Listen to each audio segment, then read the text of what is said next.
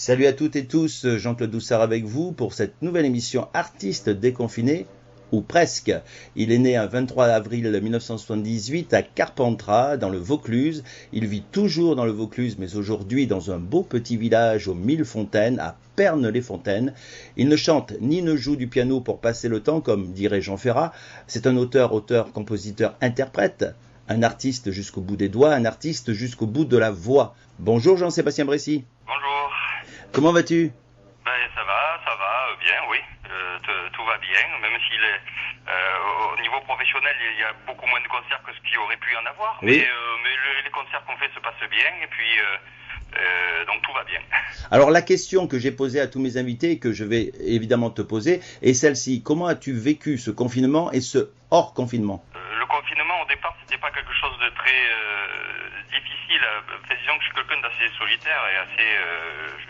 j'aime avoir ma part de tranquillité, voilà. Mais je me suis vite rendu compte que j'aimais bien ma part de tranquillité quand elle était choisie. Parce que quand elle était imposée, Oui. ça me plaisait beaucoup moins, c'était beaucoup moins rigolo.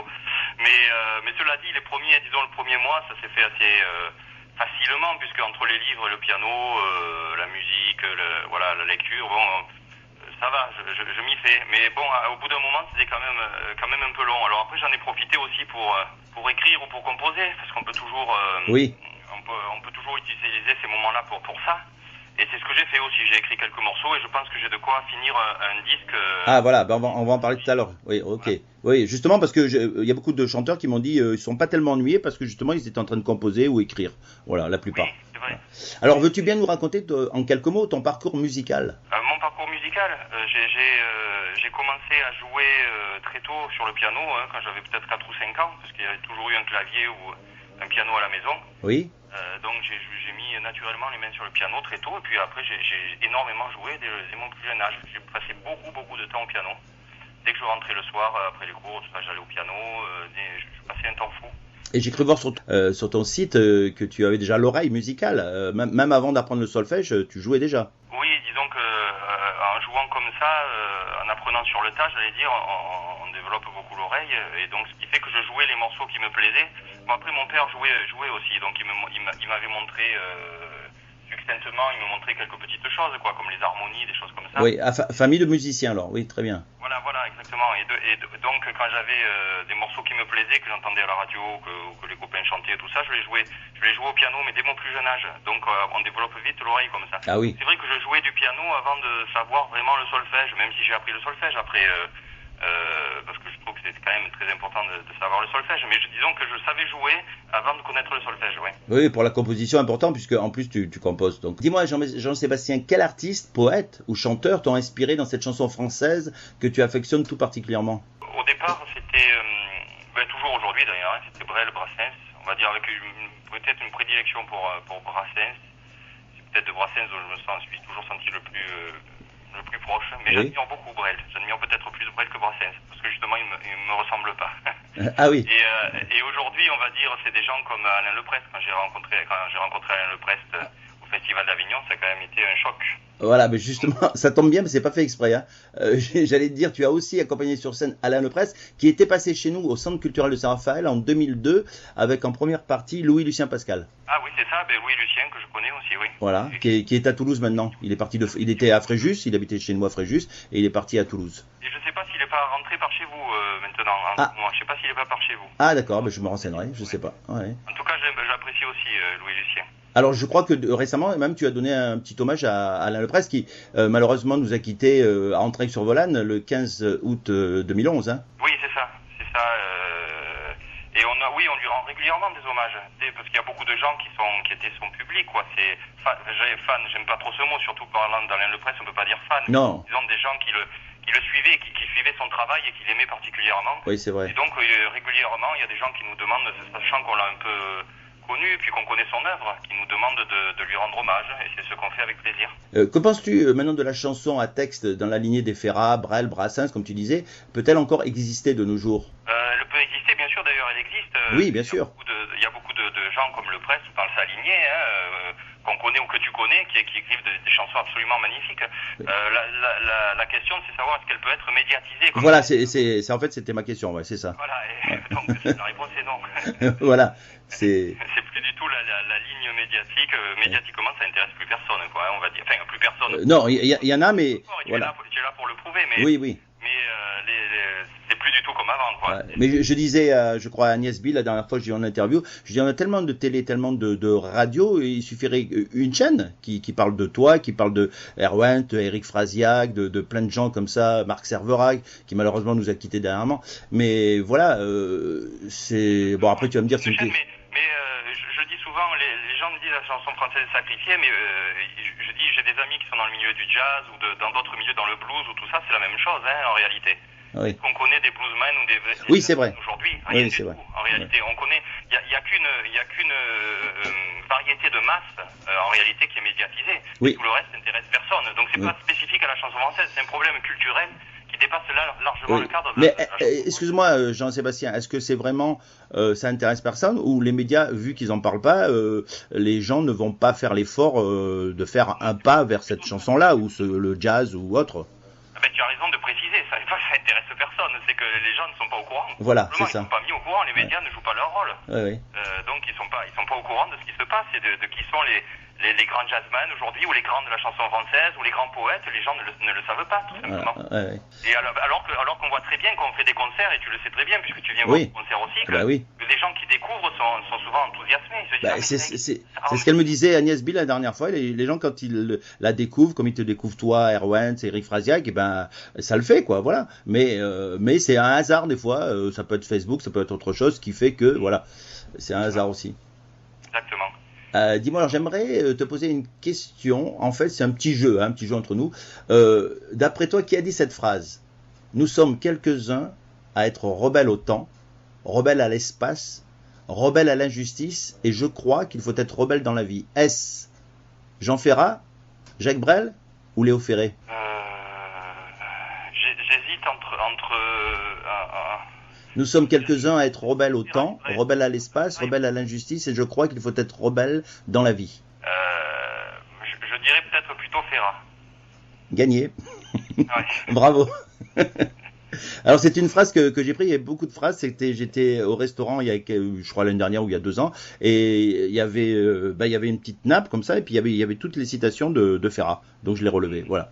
Oui, mais ça aurait pu être pour les autres aussi, mais oui. Il y a quelques petits indices dans le vocabulaire, dans la façon de tourner la phrase qui me faisaient dire c'est plutôt Ferrat que les deux autres. Voilà, j'avais posé une question à une chanteuse, elle m'avait répondu Léo Ferré, elle n'était pas loin non plus, parce que comme tu le dis, voilà, c'est pas trop loin. L'esprit, disons. Voilà, pour l'esprit. L'esprit des trois. Oui. Ouais. Alors dis-moi, on revient un petit peu à toi. As-tu des projets, tournées ou peut-être un futur album? Alors, des tournées, oui, il y a des projets. Alors le problème, c'est que les projets, on ne sait jamais, parce qu'il y avait le Festival Brassens Béton à Vaison-la-Romaine qui était reporté en octobre, qui vient de s'annuler. Voilà, qui est remis, je crois, en mai 2021, ou mai-juin. Exactement, ou fin avril peut-être. Ou fin avril, excuse-moi. Ouais. Toujours l'époque du Festival Brassens à Vaison. Après, oui, il y a des dates, bien sûr, j'ai plusieurs dates. J'ai une tournée qui devait se faire en Savoie aussi, qui va être reportée à l'année prochaine, je ne sais pas encore quand. J'ai des dates en Bourgogne, je joue au Théâtre Perché, je joue aussi avec Bruno Bret d'ailleurs dans ce Théâtre Perché. J'ai des dates un peu partout et puis bon, on attend de voir si ça se confirme ou pas. On est dans l'attente, voilà, d'un renouveau. Est-ce que ça va le faire ou pas? Ouais, c'est toujours pareil. Et puis c'est pareil, comme je te disais tout à l'heure, sur les chansons, j'ai de quoi faire un nouveau disque là. Oui, parce que tu me disais justement, tu étais en train d'écrire pendant le confinement, ouais. Voilà, donc j'en avais déjà pas mal déjà écrites avant et là j'ai fini d'écrire les chansons qui me manquaient. J'attends de voir un peu quelle tournure tout ça va prendre. Mais disons que le nouveau disque, allez, je peux dire que l'année prochaine, je le ferai l'année prochaine, voilà. On va dire. Tu peux nous en dire un petit peu le thème, pas vraiment les chansons, mais le thème, ça parlera. Comme toujours sur tous mes disques, ça parle un peu de tout. Hein. J'évoque un peu tous les sujets. C'est assez varié. J'essaye autant de prendre des sujets légers que des sujets plus profonds. Oui, je pense on rigole bien sur ta chanson Silicon Mohan là. Oui, par exemple, voilà. J'essaye toujours de faire à la fois peut-être d'émouvoir et puis de faire rire aussi. J'aime bien. C'est le rôle de la chanson. Et je pense aussi que c'est important en plus de nos jours, en plus du confinement, quoi. Mais même pour toujours, qu'il est important de plus en plus de faire rire. Hein. Les gens ont besoin de rire aussi. Hein. Exactement. Et puis rire, ça veut pas dire rire bêtement. Non, bien sûr. Et puis je trouve au contraire, on peut prendre un grand rire ironique sur tout le monde, sur le monde dans lequel on vit aujourd'hui. Oui, absolument. C'est du bien. Ça permet d'en rire, quoi, plutôt que d'en pleurer. Oui, c'est vrai. Et c'est toujours mieux.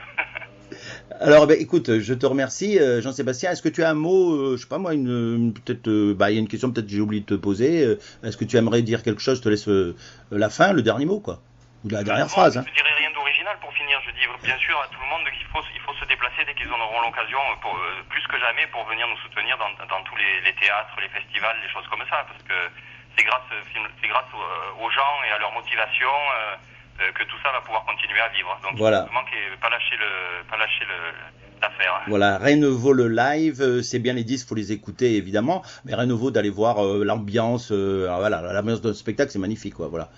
Exactement. Merci, chers auditeurs, de nous avoir suivis dans cette émission, artistes déconfinés, ou presque, hein, parce qu'on est un petit peu, hein, on sait pas trop où on va en ce moment. Alors, merci Jean-Sébastien Bressy.